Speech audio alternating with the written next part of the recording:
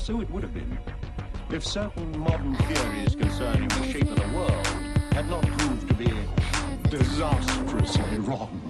Pleased to welcome you to part 2 of the... About the same time as the burning of the Reichstag in 1933. Yeah, right? So I'm sure you're familiar with the famous comedy game of Sadie and Monsieur, comment you should assist me later in the song, no? When I give you the signal, c'est bon, like that. Just say, c'est bon, forget it like that. C'est bon, forget it like that. C'est bon. Stop using stop. Look at the see? Bon, c'est bon. It's good, yes? It's magnificent, yes? Beat and c'est bon. C'est bon, dis-le. Alice, si, quand j'entends des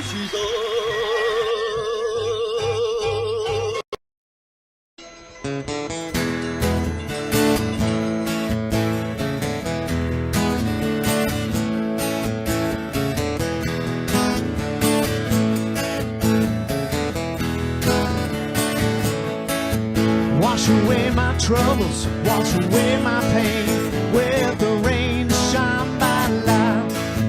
Wash away my sorrow, wash away my shame with the rain shine by light. Ah, ooh,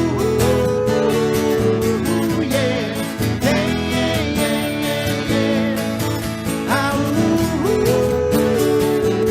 yeah, yeah, yeah, yeah, yeah, yeah. Everyone is helpful, everyone is kind, with the road to shine by light. Everyone is lucky, everyone is so kind, on the road to shine by light. Ah, ooh, yeah, yeah, yeah, yeah, yeah, yeah. Ah, ooh,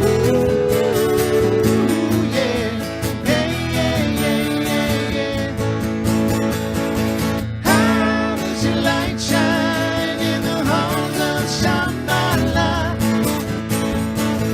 How does your light shine in the halls of Shambhala?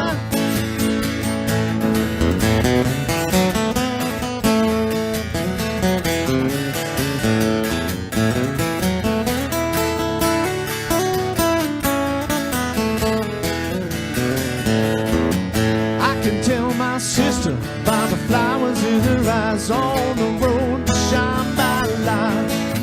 I can tell my brother by the flowers in his eyes on the road to Shambhala. Ah, ooh, yeah, yeah, yeah, yeah, yeah, yeah. Ah, ooh, yeah, yeah, yeah, yeah, yeah, yeah. How does your light shine in the halls of Shambhala? How does your light shine in the halls of Shambhala? Ooh, yeah, yeah, yeah, yeah, yeah, yeah. Ooh, yeah, yeah, yeah, yeah, yeah, yeah.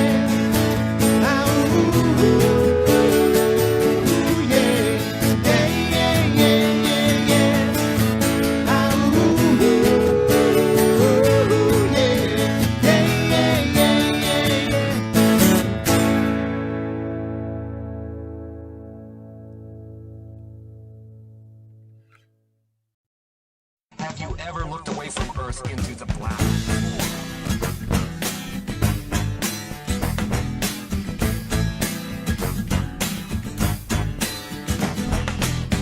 Did you make a mistake? Well, I'm telling you now. Did you think you were awake? Didn't you get to receive my memo?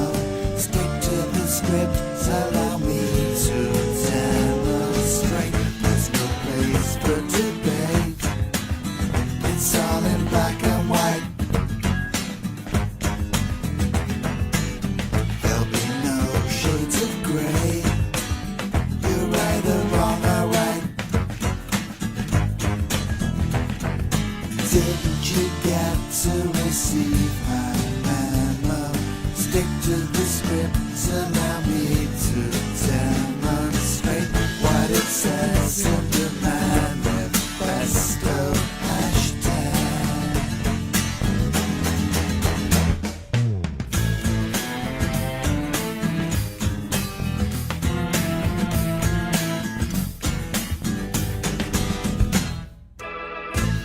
Make no mistake, there's nothing left to chance. It's not up for debate. There's no room for nuance. You can get lost if you trust your instinct. Better switch off, let me do the thinking. All that you need is a bit.ly link to the hashtag manifesto.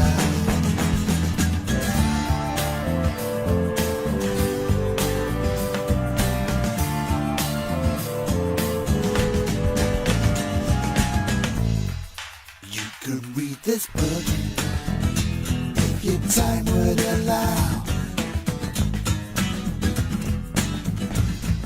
And if you understood, would you believe it now?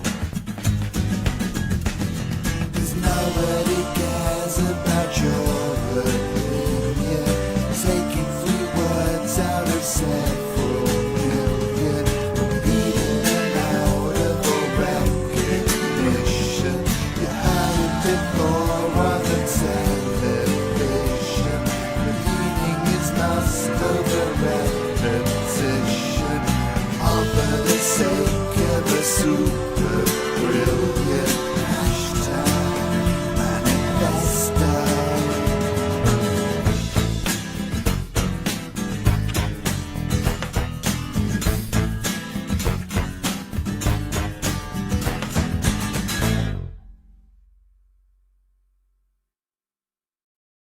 Despite this current crisis, the president is putting on his best political face. 6 months ago, has plummeted since the hostage crisis began. The CNN Victoria's Secret catalog. Oh, yes, of course. Okay, I'm all right, no problem. I slipped in the crab. Who put that crab there? Don't tell me there were 2 crabs. They work in pairs. Gotcha. Let's ring at the door. Looks like we've got our saboteur. That's your wife, sir. Huh? Yeah, so it is. Edwards gets wind of this, he'll use it against you in the campaign. He'll try to prove that you're incompetent. I can prove that as well as he can. Man, what does it mean? We have to tighten security, sir. Find out who's behind it. No. The word sabotage. What does it mean? On a serious note, I'm here today at the, How is the speech coming, sir? Huh? Oh, I practiced my A's. Does this look like an A to you? Yes, sir. President Benson. No, you're not. Seen him on television. He's an older man, about my height. But a word of advice. Don't go around calling yourself the president. I wouldn't do that, and I don't think you should either. It just doesn't hold water. Target area? It's Minnesota, sir. Oh, damn it, man. That's the genius of my plan. We don't have to traipse all over the world to fight. We can do it right here at home. Sir, the enemy is over there. Then we'll fly them over here. They can bring the relatives. We'll teach them to ice skate. Do I have to think of everything?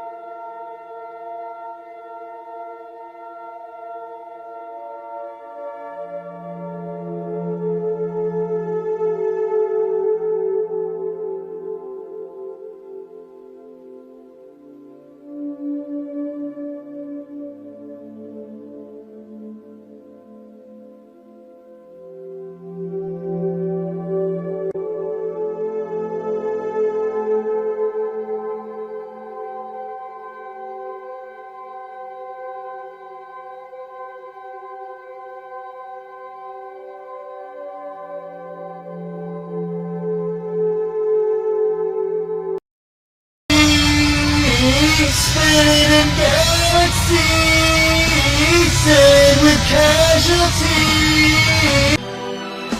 Zane is teaching what he's preaching. His aura is farther reaching. He is bringing all the meaning. Consciousness is always thinking. He's awakened, never sleeping, and his soul is always streaming. His third eye is always seeking into lies his teeth are sinking. Lies will come and lies will go, but truth will stay for all who grow, and you will reap just what you sow. And eyes that seek are eyes that know.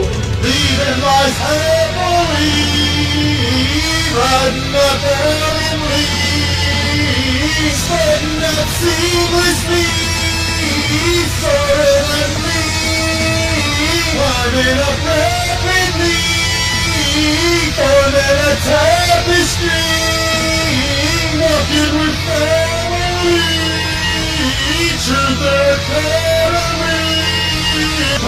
Break through the looking glass. Ain't is here to play. Truth or songs for the class.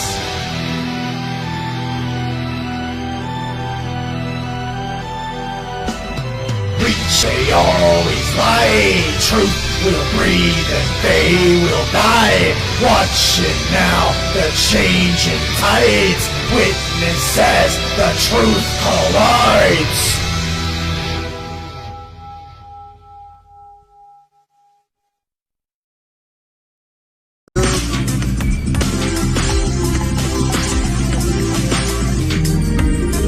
It's Lucy and Jeff going for walks and talk about banksters and Bitcoin and COVID and stuff. It's Lucy and Jeff and tacos. Comment. Think about it. Like, okay, guys, you don't even know. You don't even know. I think I am a flat, I think they call it a flat earther.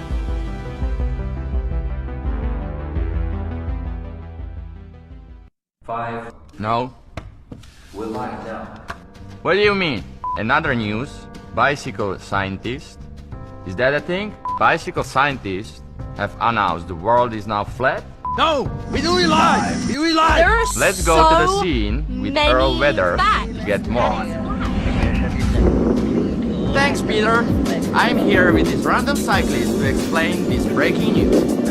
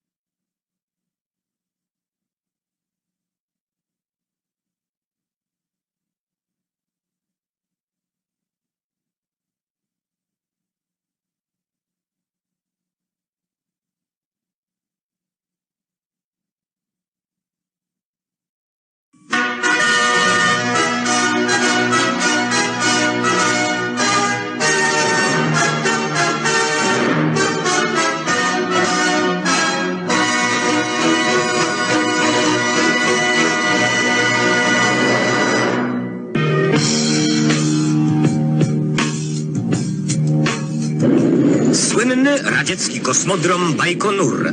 Startuje stąd statek Sojus-30, a w nim pierwszy polski kosmonauta. Gwiezdne miasteczko pod Moskwą. Tu wraz z rodzinami mieszkają i pracują kosmonauci Związku Radzieckiego i krajów socjalistycznych. Pierwszym Polakiem, który spojrzy na Ziemię z orbity kosmicznej, jest major dyplomowany pilot Mirosław Hermaszewski. Ma 37 lat.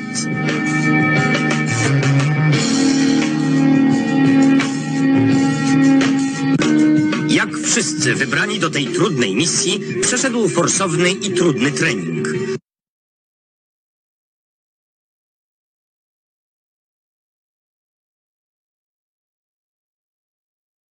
Pan tam był. Czy Ziemia rzeczywiście jest kulą zawieszoną w kosmosie? Jest płaska. Tak jak oczekują i nie spodziewałem się co prawda tego pytania, ale zapewniam pana, że jest płaska. Generał Mirosław Hermaszewski, jak dotąd pierwszy i ostatni Polak, który odbył lot orbitalny. Dziękuję serdecznie za rozmowę. Dzięki. Dziękuję, kłaniam się.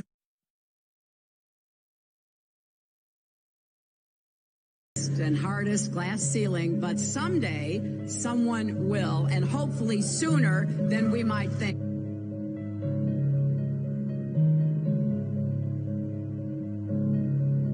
As the galaxies go whizzing by over the glass domed ceiling. Now tell me that does work for you. If it's true, does it change how I live my life? This is something that is not an easy answer because of the magnitude of what we're talking about here. How it will change your life, first of all, when you understand it, is dramatic, to say the least. Will it change you from having to go to your job every day and the things that you typically do every day? No. But when this knowledge becomes more mainstream and these agencies are starting to be held accountable, and you understand that they're all participating in this, not just the United States government, not just NASA, but China, Russia, India, all of them have space programs. They all have the same symbolism. They're all doing the exact same thing to their citizens.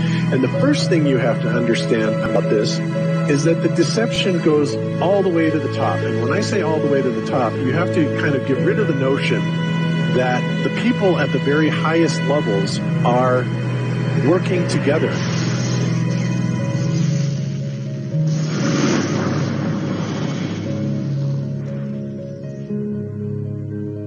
Why would they do this? Why are they trying to hide the fact that we are on an infinite plane or on a flat earth rather than a ball? Well, if you isolate people into the idea that they're on a blue marble that's in the middle of a universe that is really insignificant and there's thousands or millions and billions of other worlds and possibly other civilizations, that makes most people think that we are insignificant and that we did actually come about as some sort of an accident.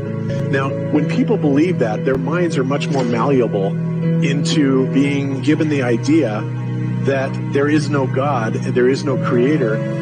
And because of that, that also gives the controllers this fertile soil to build other deceptions on.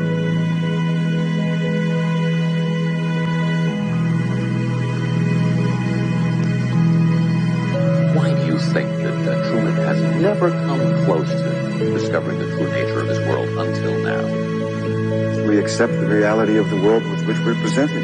It's as simple as that. It's about total control, mental, physical, spiritual, every way, shape, and form possible. You have to remember how big of a conspiracy this is. This isn't talking about just the JFK thing or isn't talking about just 9/11. It's on an umbrella kind of system to where it is the biggest deception that there is. It actually exposes every other deception, and nothing else brings down the power of the elite because it really exposes education, science, the economy, television, museums, universities. Think of all the things that have been fooled. I feel worse for the people that are out there building satellites, the people that are out there actually working for these space agencies, the people out there teaching in schools as professors, because they would all come to the conclusion eventually, once this gets out, that they've all been contributing to the lie. Why do you believe what you believe? Prove it without using NASA or any other space agency, the government or military of any country in the world. Why would I say that? NASA has been proven to be liars time and time again. I could spend a whole weekend here showing you the lies of NASA. How many of you believe your government is 100% honest and can be trustworthy? And how many of you know the military answers to their government? Okay, so if those three sources are all proven liars, why would you trust them? Fool me once, right? Shame on you. Fool me twice. Shame on me. I say, continue to believe pathological liars and you're an idiot. But that's what we've all done. And so, I look at these stuff, we've all seen the textbooks, we've all seen the videos and movies and all these things, and there's so much of it. Do you know what the budget NASA has? You know how much they get? How much money they get? Have you seen the movie Gravity? Okay. That's made for about $100 million, give or take. And if you saw the movie Gravity, that was pretty impressive. I saw it on IMAX, big screen, like, wow. I mean, I felt like I was with Sandra Bullock flying around in space, freaking out myself. Okay, this is what they're able to do with $100 million. What are you able to do with tens of billions of dollars a year since the 60s? Out here. But there is the Antarctic Treaty where, 53 or so nations have signed saying that no one's going to lay claim to Antarctica, and that there are massive restrictions for travel there. You can't just get up and go to Antarctica on your own. You have to have a tour guide with you, and there are only certain entry points, and there are limits on where you can go search. Personally, I think the unconquered South Face is the only one worth scaling. It's a 20,000-foot sheer wall of ice, but that's never stopped me before.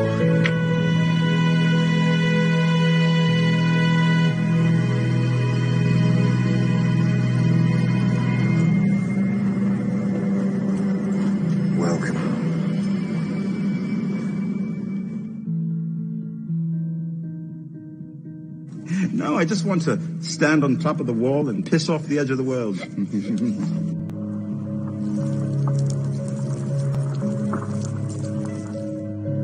What difference does it make? What difference does it make? Yeah, that's their favorite line. Got a lot of people, what difference does it make? You can't figure out what difference it makes? If you can't figure out what difference it makes that the people running your world have lied to you over and over your whole life, if you can't figure out that someone lying to you is trying to control you, suppressing of information, of knowledge, is control. Deception of information and knowledge is a form of control. So what difference does it make?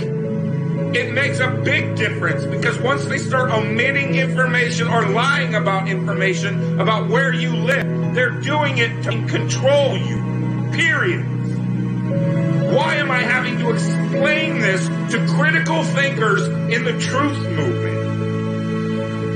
The way you control billions of people is to keep them divided and fighting each other. Flat Earth is not a psyop. Flat Earth destroys the psyop. Every psyop that's been used to control us for as long as they've known about it. So this system has been in power and control for hundreds of years, ever since they convinced the rest of the world that they didn't know where they live. It created this fantastical scenario to make people feel insignificant and to follow those that appear to know better. Why is the flat earth so important? Because it shows the deception. And if everybody would just come together and demand answers, they would be in checkmate.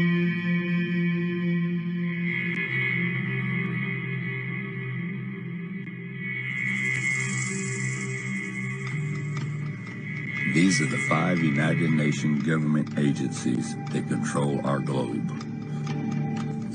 They control how far out into the ocean we can go. and they control the territorial regions that we are allowed to fly in.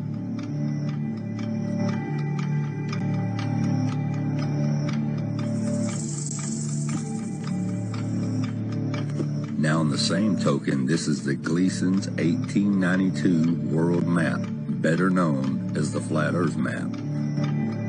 Patent November the 15th, 1892.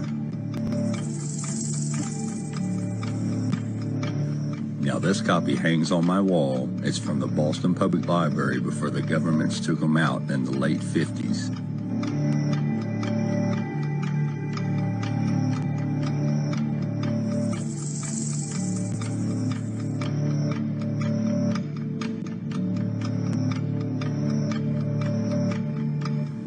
And as you can see here, this is scientifically and practically correct.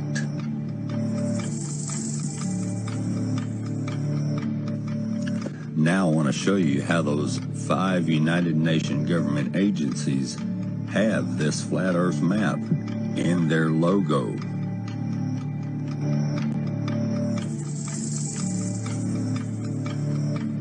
This is the International Maritime Organization, which controls our waterways.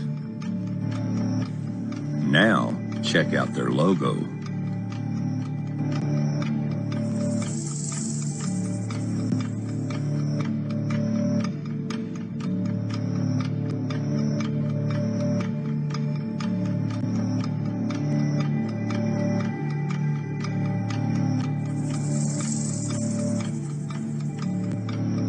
This is the International Civil Aviation Organization, which controls our airways, our fly zones. Now check out their logo.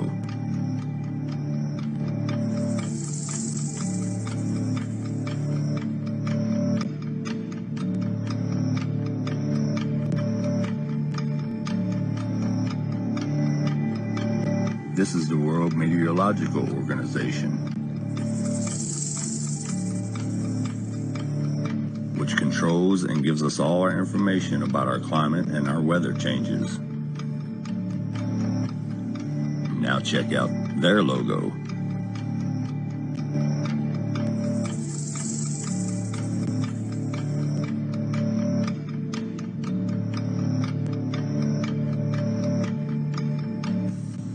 And this is the World Health Organization.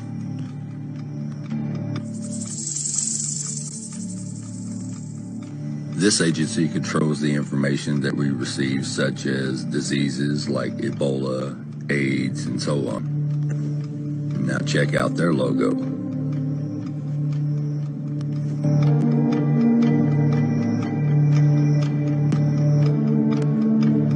And last but not least, we have the United Nations government agency, which pretty much controls just about everything. They control all militaries of the world. They control which militaries join which wars in the world. They formulate and enforce all treaties brought upon the world. But if you look in their flag, they have the Flat Earth map as their logo. And in their General Assembly Hall, where all treaties of the world are signed, they have a Flat Earth map right on the wall in the conference room.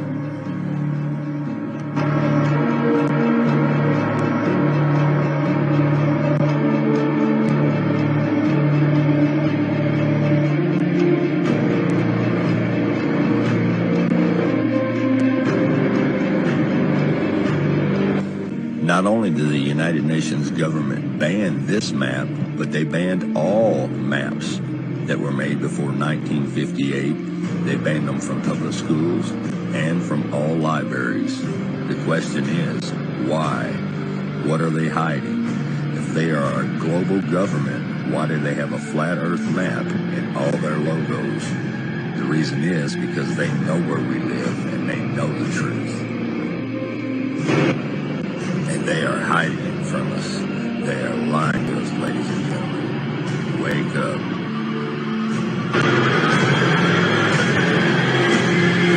Gio Benitez.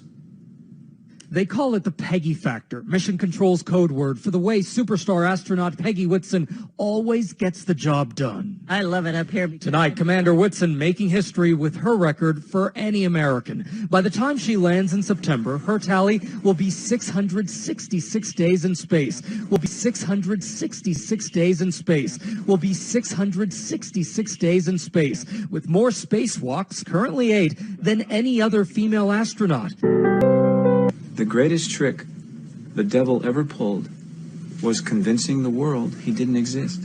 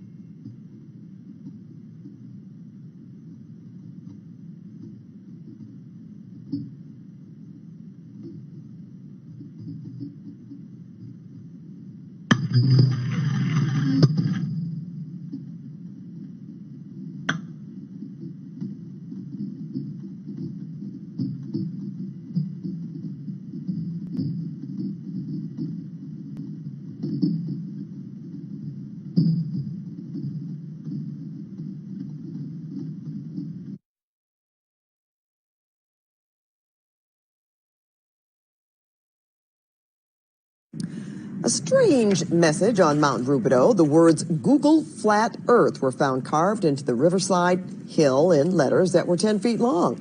Police talked to the person who did it. He's not facing charges yet. Crews reseeded the area so that grass will grow and cover it all up. One possible explanation of the message: some still believe the world is flat, not round, and post about it online. It's called the Flat Earth Conspiracy Theory, but police are not saying whether that's what the hillside message is all about. Which curvature formula or curvature calculator used. You can even check the Metabunk or other globe apologist sites. Input the figures and see that these simple observations are in complete defiance of the globe's math.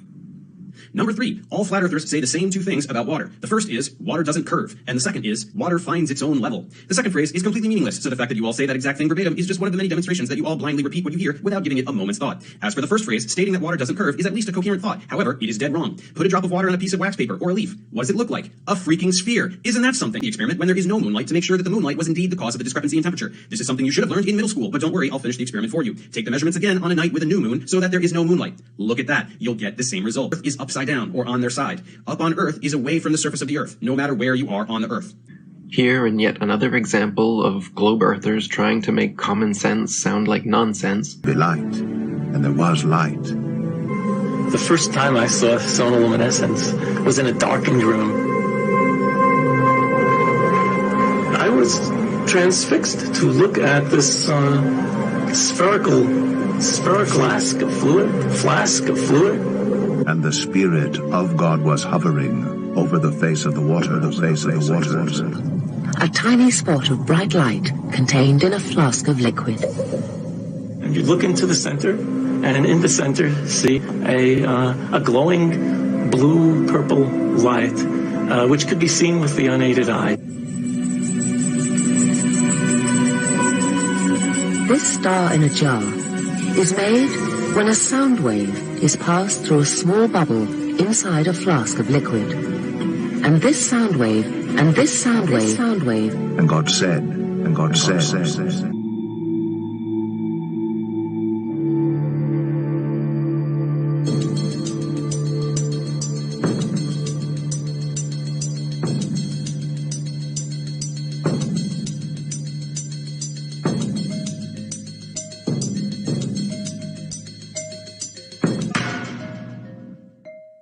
And this collapse happens so violently that vapor molecules trapped inside the bubble slam together and heat up so much that the bubble gives off an incredible burst of heat and light, several thousand times a second, giving the appearance of a star.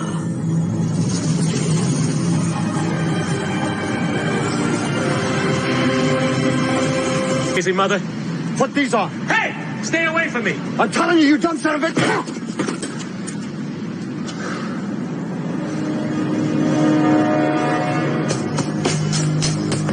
The Matrix is a system, Neo.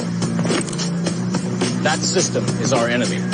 When you're inside, you look around, what do you see? Businessmen, teachers, lawyers, carpenters, the very minds of the people we are trying to save. But until we do, these people are still a part of that system, and that makes them our enemy. You have to understand, most of these people are not ready to be unplugged. And many of them are so inert, so hopelessly dependent on the system, that they will fight to protect it.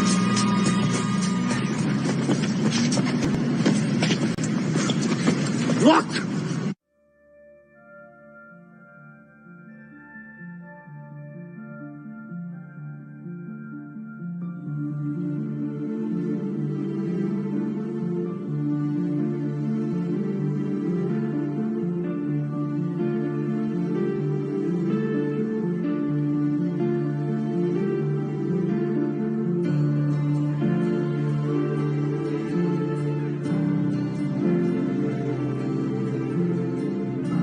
There's an old saying in Tennessee, I know it's in Texas, probably in Tennessee, that says, fool me once, shame on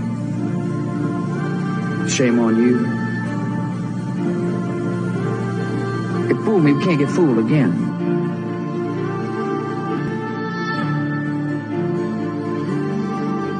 And what you're seeing here is a mirage.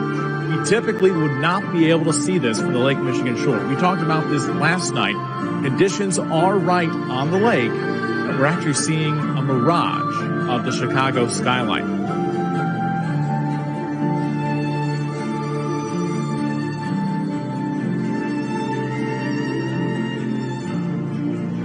But they are the gatekeepers. They are guarding all the doors, they are holding all the keys, which means that sooner or later, someone is going to have to fight them.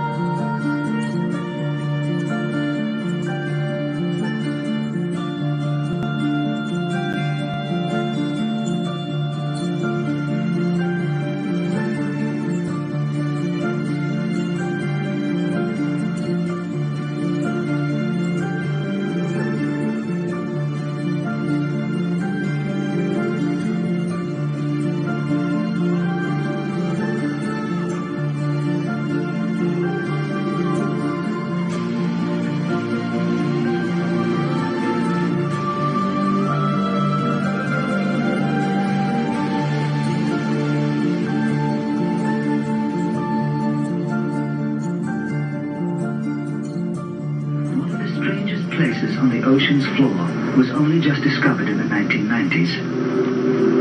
I might degree as one of a handful of people to ever see it in person. Without a doubt, one of the most amazing things that I had ever seen in the bottom of the ocean. It was while filming for Blue Planet. It was in the Gulf of Mexico. And I noticed there's something out in the distance. Couldn't tell exactly what, but it looked like a dark band.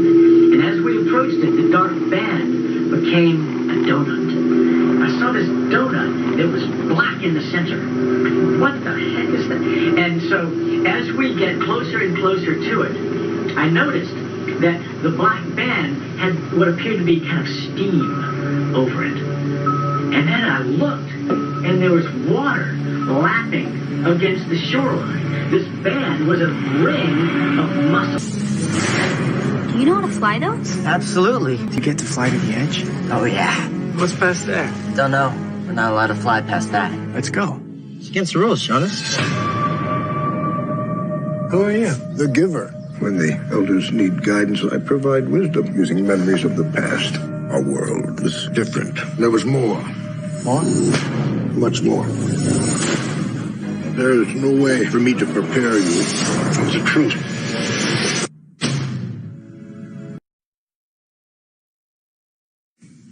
Hello, this is Dave. Today I want to talk about what I consider to be the biggest lie of all. It's a subject I've been looking at for the last 6 months, and I've been pretty hesitant to talk about it because, well, it's a really controversial subject. Now, I stumbled across this completely by accident. I was researching something on a totally unrelated topic and happened to see an intriguing sounding video. So I clicked on it, but the subject was so preposterous that I was just about to turn it off when it happened to say something that piqued my interest. So I watched the video completely to the end.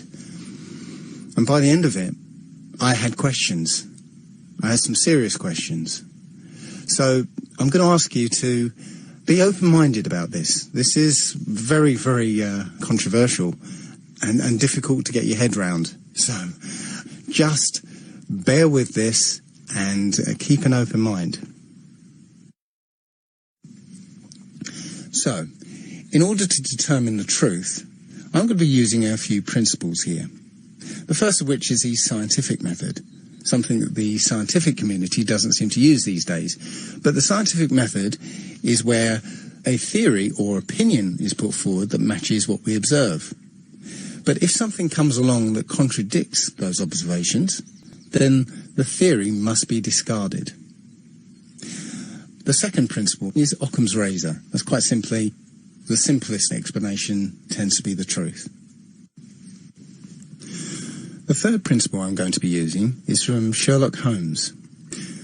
When the impossible has been eliminated, whatever is left, however improbable, must be the truth. I'm also going to have to accept a couple of things. The first of which is what I call the ant's perspective. If you imagine an ant walking across a runway, and all of a sudden a jumbo jet lands next to it, the ant's probably going to say, what the hell was that? But there is no way that the ant can ever figure out what just happened to it. It's just beyond the ant's ability to comprehend. So we have to accept that there may be things that are way beyond the human mind's ability to comprehend. The other thing we have to accept is how easily our minds, once they've been programmed or given a world view, how easily those minds can be fooled.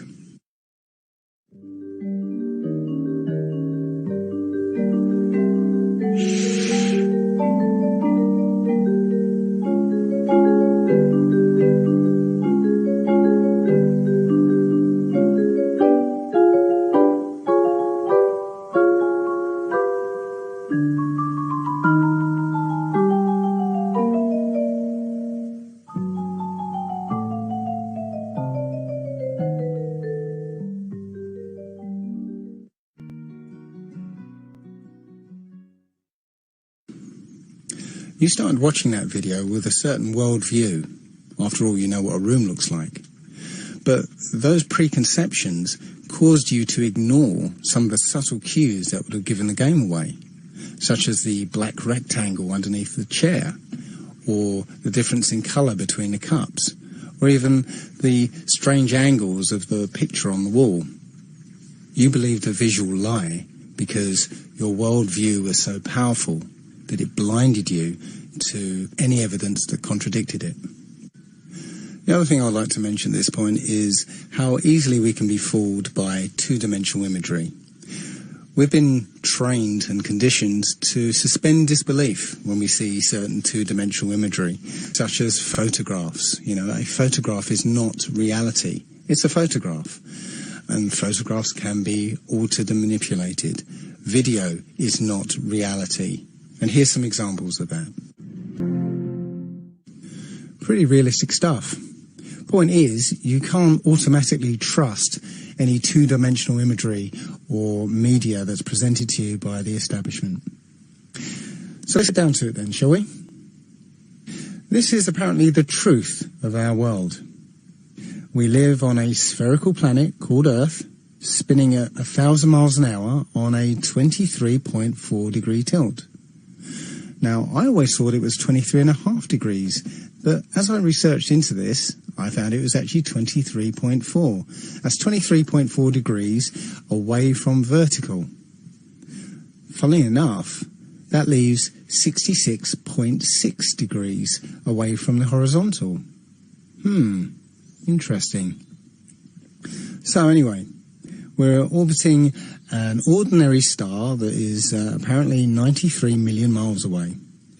The Sun itself is embedded in a galaxy of 100 billion stars, and that galaxy is one of trillions and trillions in an infinite and expanding void.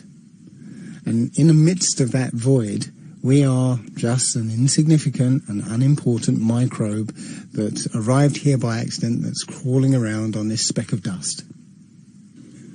Now, I know what you're thinking. Oh dear, he's turned into one of those flat earther people.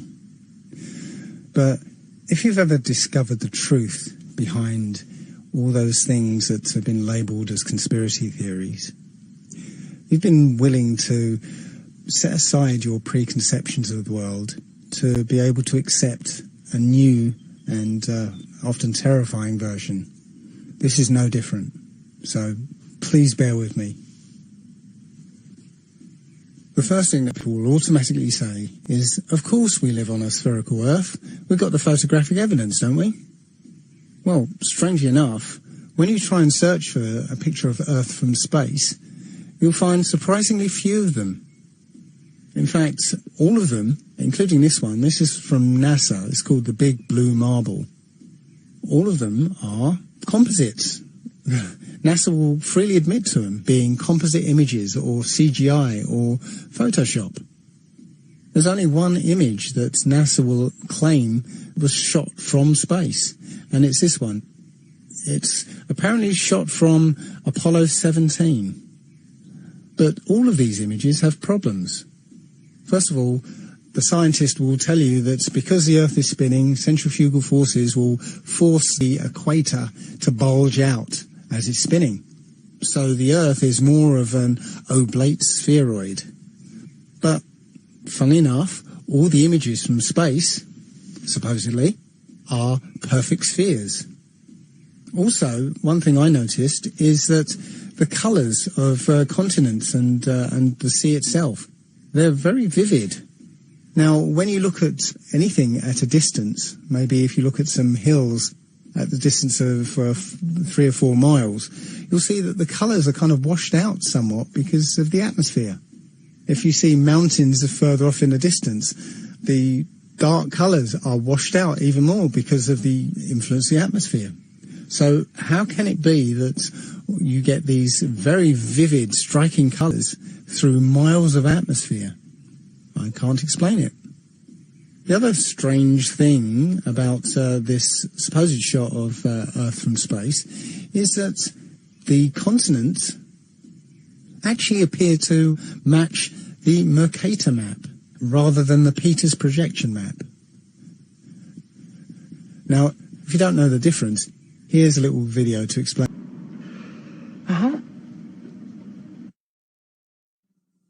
The orbit around the Sun is 67 times faster than the supposed spin of the Earth, and the motion of the Sun, dragging the solar system behind it, is 600 times faster than the spinning of the Earth. Something doesn't add up. The point is, you wouldn't see these perfectly circular star trails. If you took into account all the other relative motions, you just wouldn't see these perfect circles. Where's the motion? Where? The simplest answer is the Earth isn't spinning or orbiting or being dragged. The Earth is fixed, and it's the stars that are moving.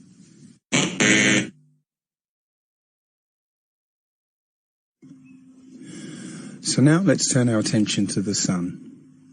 What do you think is wrong with this picture? Any idea? Well, take a look at the angle of the rays.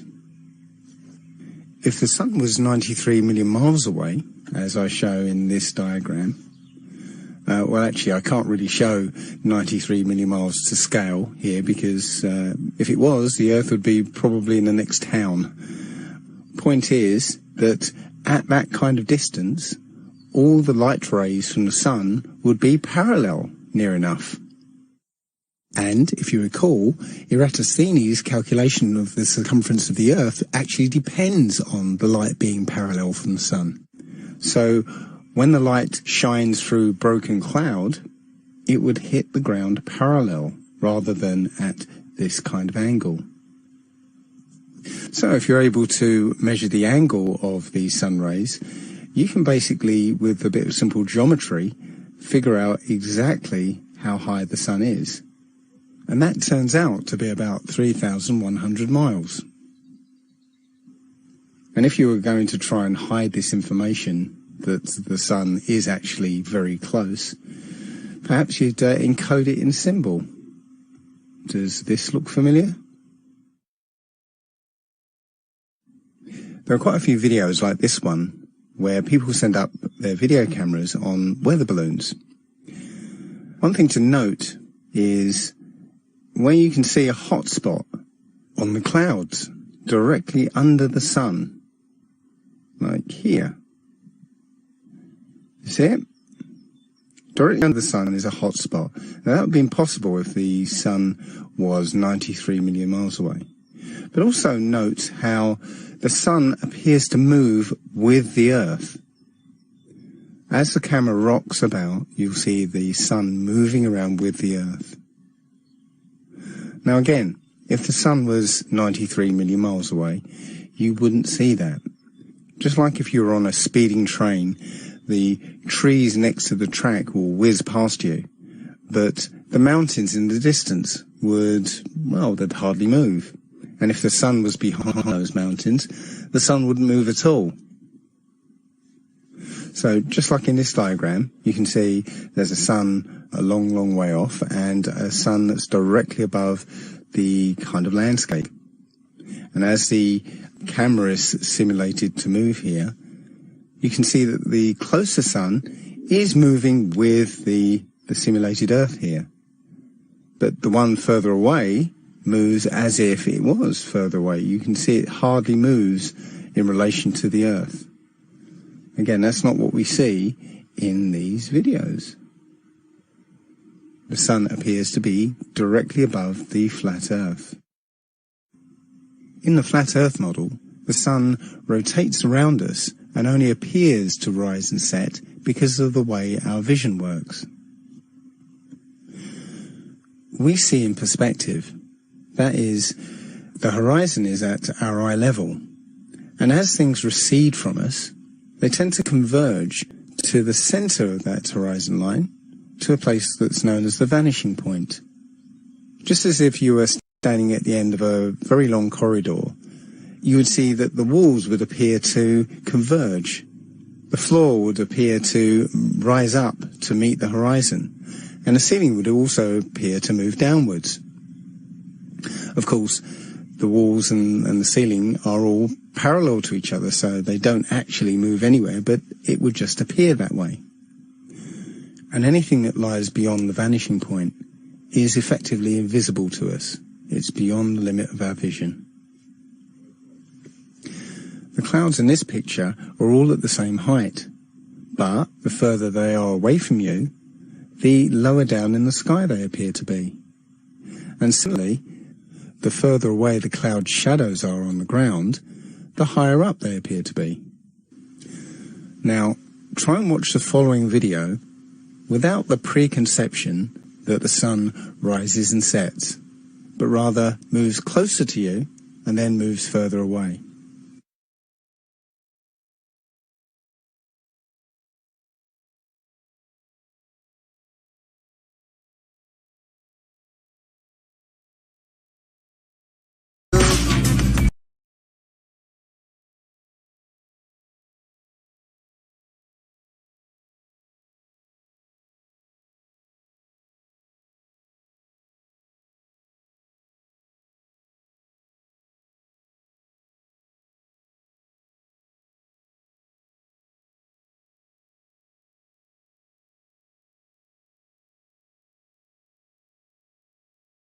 You'll never be late in rockets, don't work in space, it's all fake. The show is on Mars, it's a joke, but you're too far gone.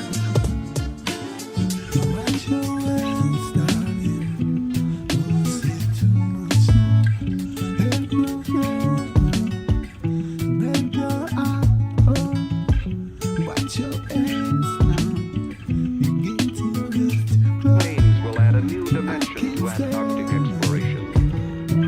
Richard E. Byrd.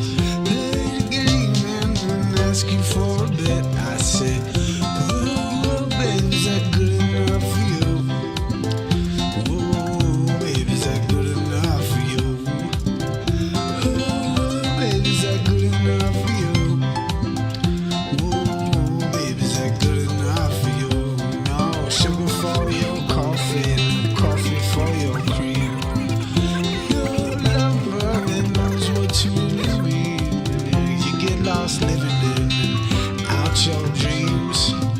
Everyone you know is bursting at the seams. He's gotta catch it, Chris. The time I spend with my family is important, and pictures like these mean a lot. Is that good enough?